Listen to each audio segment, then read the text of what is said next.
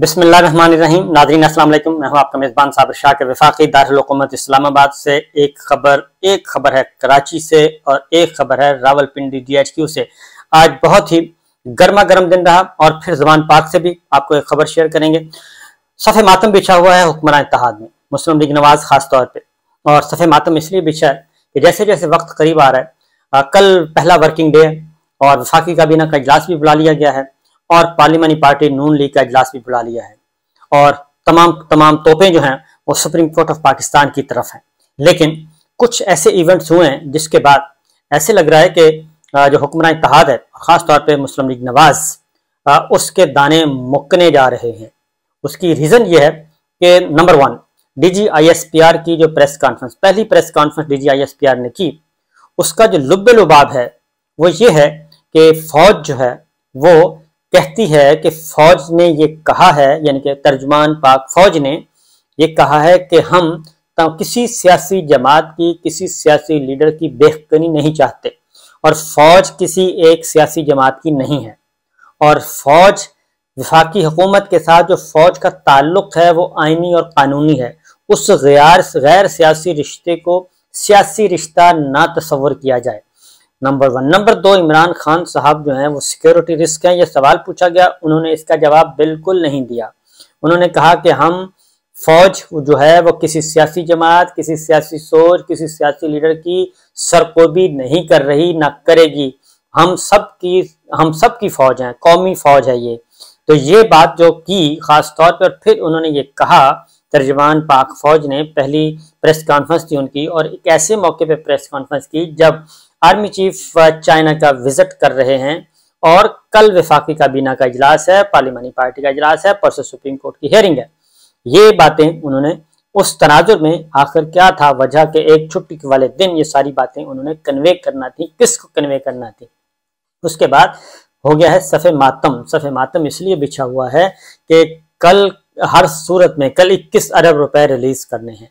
अगर 21 अरब रुपया कल रिलीज ना किया तो परसों सुप्रीम कोर्ट ऑफ पाकिस्तान अपना काम शुरू कर देगी और तौहीन अदालत की कार्रवाई शुरू हो जाएगी वजीर आजम शहबाज शरीफ साहब के खिलाफ, और जो इसमें मसल रुकावट खड़ी करेंगे वजीर खजाना इसहाक डार साहब भी हो सकते हैं उसमें।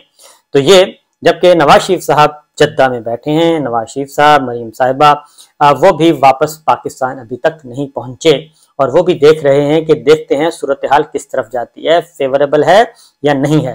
तो ये अगले जो 2 दिन हैं बहुत ही क्रूशल हैं पाकिस्तान की पॉलिटिक्स में। सुप्रीम कोर्ट अपना एक लाइन ऑफ एक्शन तय करेगी, एक डायरेक्शन की तरफ जाएगी और उसकी डायरेक्शन बड़ी लिमिटेड है आइन और कानून के अंदर, और उसने अपना फैसला हर सूरत में इम्प्लीमेंट करवाना है, आर्टिकल 189, 190। अब इस दौरान DGISPR की प्रेस कॉन्फ्रेंस आ गई, उन्होंने बहुत सारी बातें कन्वे कर दी।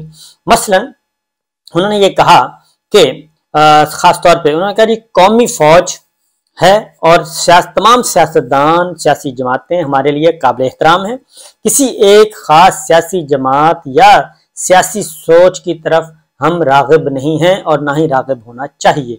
ये उन्होंने ये बात की है। तो ये सारी का सारा जो मामला है, क्योंकि इस वक्त वो आप मरीम साहिबा की गुफ्तगू सुने तो तलाल चौधरी साहब की, जावेद लतीफ़ साहब की, मुस्लिम लीग नवाज मरीम ग्रुप की अगर गुफ्तगू सुने तो वो सारे का सारा यही कहते हैं सहूलतकार हैं, ये सब कुछ है। इन कैमरा सेशन जो हुआ था कौमी असम्बली का, उसमें बहुत सारी बातें चीफ ऑफ आर्मी स्टाफ ने की थी। वो जब बातें बाहर आई जराए से तो उसके बाद यकदम मुस्लिम लीग नवाज ने एक हल्ला बोल दिया था और मरीम साहिबा ने बिल्कुल बंदे उतार दिए थे मैदान में कि जनाब आप बस तहस नहस कर दें। और वो जो इन कैमरा सेशन जो है ब्रीफिंग, जिसमें DGISI, DGMI, DGMO, army chief, सब उन्होंने सवालों के जवाब भी दिए थे। अभी वो पहुंचे ही नहीं थे GHQ के, उसके पे उन पे हमला कर दिया गया था और गालन गलोच ब्रिगेड आ गई थी, इनडायरेक्ट उन्होंने बोलना शुरू कर दिया था। तो आज ऑन द रिकॉर्ड ये सारी बातें कर दी गई हैं कि हम किसी एक को पीछे धकेल के और किसी दूसरे के लिए हम सहूलतकार नहीं बनेंगे। यानी ये नहीं हो सकता। फिर ये जो बेखतनी करने की सारा कुछ किया जा रहा है उससे लाताल्लुकी का ऐलान किया DGISPR ने कि एक इनडायरेक्टली उन्होंने कहा कि ये गवर्नमेंट कर रही है, हम इसमें शामिल नहीं है, अली अमीन गंडापुर हैं या कोई भी है, ये सब के सब जो कुछ हो रहा है। तो एक तरह से उन्होंने बहरहाल एक बैकफुट पे और अपने आप को फासले पे लेके गए हैं, ताकि ये जो नैरेटिव बना रहे हैं गवर्नमेंट वाले, उस गवर्नमेंट के नैरेटिव को नेगेट किया जाए। बहरहाल दूसरा एक और बात हुई है, शेख रशीद साहब ने, क्योंकि चीजें जो हैं आपस में मिला के देखें, शेख रशीद साहब ने सुबह खत लिखा सदर ममलिकत को, और उन्होंने कहा कि एतमाद का वोट लेने का कहा जाए प्राइम मिनिस्टर को, शहबाज शरीफ साहब को एतमाद का वोट लेने का कहें। और चूंकि ये एतमाद का वोट जो है वो एतमाद खो चुके हैं, खासतौर पे जो एक सप्लीमेंट्री ग्रांट जो 21 अरब रुपया होना था वो मंजूर नहीं हुआ, लिहाजा उसको जवाब बना के कि इनके पास मेजोरिटी नहीं है तो लें। इसी दौरान कराची से आती है जी एक खबर, कराची से खबर आई कि MQM मुत्तहिदा कौमी मूवमेंट ने अपने MNA से इस्तीफे ले लिए हैं, यानी पार्टी क़यादत ने MQM के अरकान ने कौमी असम्बली से इस्तीफे ले लिए अपने पास, और अगले मरहले में उन्होंने कहा कि हम सूबाई असम्बलियों के इस्तीफे ले लेंगे। इसका और उन्होंने वजह बनाई है मरदमशुमारी। उन्होंने कहा जी 25 लाख घराने हमारे गायब कर दिए हैं मरदमशुमारी में, डिजिटल मरदमशुमारी में, और यही लॉलीपॉप उनको दिया जा रहा था। तो लिहाजा ये भी एक साइन है कि इधर से शेख रशीद साहब ने एतमाद का वोट के लिए सदर को खत लिख दिया, उधर से MQM ने अपना इस्तीफे ले लिए। तो ये एक और एक लिंक डेवलप हो गया कि जनाब कुछ गड़बड़ चल रही है, और अब उसकी रीजन है कि जमात इस्लामी मैदान में आई हुई है, और इधर से पाकिस्तान पीपल्स पार्टी चाहती है मुज़ाकरात करें और एक दिन इलेक्शन की बात करें। जरदारी साहब भी कह चुके हैं कि इलेक्शन अगस्त में हो सकते हैं, सिराजुल हक साहब कह चुके हैं कि इलेक्शन जुलाई में होने चाहिए, उसी को सुप्रीम कोर्ट ने अपने ऑर्डर का हिस्सा बना दिया है, और वो जुलाई वाले बात को, और उसके अकॉर्डिंगली इमरान खान साहब भी कह रहे हैं जुलाई में इलेक्शन हो जाना चाहिए, और ये सही है, मई में असम्बलियां तोड़ें और जुलाई में इलेक्शन करवाएं। ये सारी बातें अब उस तरफ जा रही हैं। अब साइंस तो ये जा रहे हैं, लेकिन मरीम साहबा और मौलाना साहब जो हैं, जो सबसे बड़े लूजर होंगे इस सारे खेल में, वो अभी तक मज़ाहमतकार बने हुए हैं, और वो अभी भी सर धड़ की बाजी लगा रहे हैं कि जनाब नहीं, पहले नवाज शरीफ साहब की डिस्क्वालिफिकेशन खत्म की जाए, उनकी सजाएं खत्म की जाएं और उनको वापस लाया जाए, और उसके बाद इलेक्शन करवाया जाए।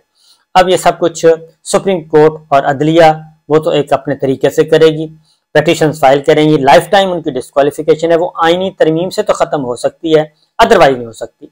फिर इमरान खान साहब ने कल ये कहा, उन्होंने कहा कि जी मैं किसी से बदला नहीं लूंगा, कोई इंतकाम लेने का इरादा नहीं है, मैं सिर्फ ये चाहता हूं कि रूल ऑफ लॉ हो, कानून की हुक्मरानी हो, और सब अमीर गरीब छोटे बड़े ताकतवर कमजोर ये सब के सब कानून इनके लिए एक जैसा होना चाहिए, और कानून अपना रास्ता खुद लेगा, मेरा इससे कोई सरोकार नहीं है।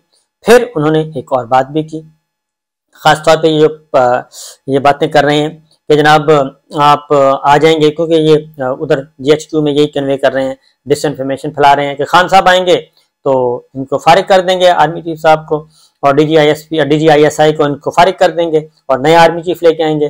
तो इमरान खान साहब ने इसकी भी नेगेशन कर दी है, इसको भी नेगेट कर दिया, नफी कर दिया मुकम्मल तौर पे, ऐसा कुछ नहीं है। लिहाजा खेल बड़ा ही दिलचस्प मरहले में दाखिल हो चुका है, और फाइनल राउंड है, क्योंकि अब होना है कुछ ना कुछ। उसकी रीजन है कि फिर एक और बात भी चल रही है पैरेलल, कि अगर कौमी असम्बली अगर ये अक्टूबर तक हर सूरत में बजिद है अक्टूबर में, क्योंकि इस वक्त हो क्या रहा है, हो ये रहा है कि ये एक शरारत तो करेंगे, सुप्रीम कोर्ट में शरारत करने की कोशिश करेंगे, और फिर आजम नज़ीर तारड़ साहब और मलक अहमद खान इन्होंने आज प्रेस कॉन्फ्रेंस की, और फिर ऑडियो लीक जो हुई तो साकिब निसार साहब भी, चीफ जस्टिस साकिब निसार साबिक जो हैं, और ख्वाजा तारिक रमी दोनों मैदान में आ गए हैं, और उन्होंने भी ये कहा है कि बहुत हो गया, हमारी जो निजी गुफ्तगू और एक दूसरे के साथ हम प्रोफेशनल्स हैं, बातें करते रहते हैं, और ये होता है, मुंह पे टेप तो नहीं लगाई जा सकती, और एक दूसरे से मशवरा भी किया जाता है, ज़ाहिर है एक ही बैकग्राउंड है। तो लिहाजा उन्होंने भी वार्न किया है कि अपनी औकात में रहें, इस हद से ज्यादा ना बढ़ें, अगर ये सिलसिला चल निकला तो फिर इसका रिस्पॉन्ड आएगा, और इसका रिस्पॉन्स जब हम देंगे तो फिर जरा थोड़ा सा फिर अपने आप को बचा के रखना। ये ख्वाजा तारिक रहीम साहब ने भी कहा और साकिब निसार साहब ने कहा। उसकी रीजन ये है कि ये जो खवातीन का ऑडियो रिकॉर्ड करके सोशल मीडिया को रिलीज किया है मुस्लिम लीग नवाज ने, ये जो चीज़ है ये तमाम की तमाम जुडिशरी को, तमाम की तमाम जुडिशरी सिविल जज से लेके चीफ जस्टिस ऑफ पाकिस्तान तक और हाई कोर्ट, इसको इन्होंने इंतहाई गलीज हरकत करार दिया है, क्योंकि माएँ बहनें बेटियां सबकी सांझी होती हैं, और इस तरीके से ऑनरेबल जजेस की फैमिली तक इस तरीके से रसाई हासिल करना और उनकी रिकॉर्डिंग करना, फिर सोशल मीडिया पे करना, फिर उसके साथ एक कैंपेन चलाना, लॉन्च करना बाकायदा। क्योंकि ख्वाजा तारिक रहीम साहब ने कहा है कि बंदयाल साहब के जो फादर इन लॉ हैं उनसे उनका 70 साल पुराना ताल्लुक है, तो इसलिए तो बतौर वकील सबके साथ ताल्लुकात होते हैं और उनमें से कुछ जजेस बन जाते हैं, कुछ अपने प्रोफेशन में रहते हैं, तो ये मामला हो रहा है। लिहाजा बातें इस तरफ जा रही हैं जी कि ख़ासतौर पे एक और बात भी की गई कि नाअहली जो है शहबाज शरीफ साहब की, जो शहबाज शरीफ साहब जो हैं वो एक और काम भी करना चाह रहे हैं। शहबाज शरीफ साहब सॉरी मरीम साहिबा, जो एक बुनियादी बात वो कर कि जी हम पहले नाअहली ख़त्म करें। तो सुप्रीम कोर्ट मामला जो है वो सुप्रीम कोर्ट पे अब सबकी नज़रें सुप्रीम कोर्ट तक लगी हुई हैं। अब सुप्रीम कोर्ट ने फैसला करना है और सुप्रीम कोर्ट आइन और कानून के मुताबिक चलेगी और वो जो ऑर्डर्स जारी कर चुकी है उस ऑर्डर के अंदर रहते हुए ही उसने अगला स्टेप उठाना है, अगला कदम उठाना है। लिहाजा कल का दिन है गवर्नमेंट के पास और पता चल जाएगा, क्योंकि वफाकी काबीना जो है, वफाकी काबीना किसी भी सूरत में, वफाकी काबीना किसी भी सूरत में और इत्तेहादी जमातें किसी भी सूरत में ऐसा कोई एक्ट नहीं करेंगी कि वो सुप्रीम कोर्ट से बराह रास्त टकराएं। पार्लियामान जो मर्जी करती रहे, मुस्लिम लीग नवाज की पार्टी जो मर्जी करती रहे, ये उनका खेल है, लेकिन सुप्रीम कोर्ट से टकराया जाए और सुप्रीम कोर्ट के फैसले से टकराया जाए, ऐसा कोई भी वजीर रिस्क नहीं लेगा सिवाय चंद लोगों के, और वो भी मुस्लिम लीग नवाज के, वो भी दौड़ जाएंगे आखिर में। तो लिहाजा बैकडोर चैनल पे जो हो रहा है, शहबाज शरीफ साहब भी चाहते हैं कि इस लड़ाई को ख़त्म किया जाए, लेकिन उन पर प्रेशर बहुत है। वो कहते हैं प्रेशर ज़्यादा से ज़्यादा डाल के हो सकता है कोई हमारा तुक्का लग जाए, तीर तुक्का चल जाए और नवाज शरीफ साहब का कोई लॉटरी निकल आए। अब नवाज शरीफ साहब की लॉटरी कैसे निकल सकती है? सुप्रीम कोर्ट का फैसला मौजूद है और जहां से उनको रिलीफ मिलना है उन्हीं को ये दिन रात सुबह शाम गालियां दे रहे हैं, उन्हीं जजेस को गालियां दे रहे हैं, उनकी फैमिलीज को गालियां दे रहे हैं, लताड़ रहे हैं। तो लिहाजा ये मामला है जी। अब देखते हैं क्या होता है, जागते रहिए। और DGI-SPR ने जो कहना था वो कह दिया और उसके बाद जो चीज़ें डेवलप हो रही हैं, डेवलपिंग स्टोरी बड़ी मज़े की है। इजाज़त दीजिए, अल्लाह हाफिज़।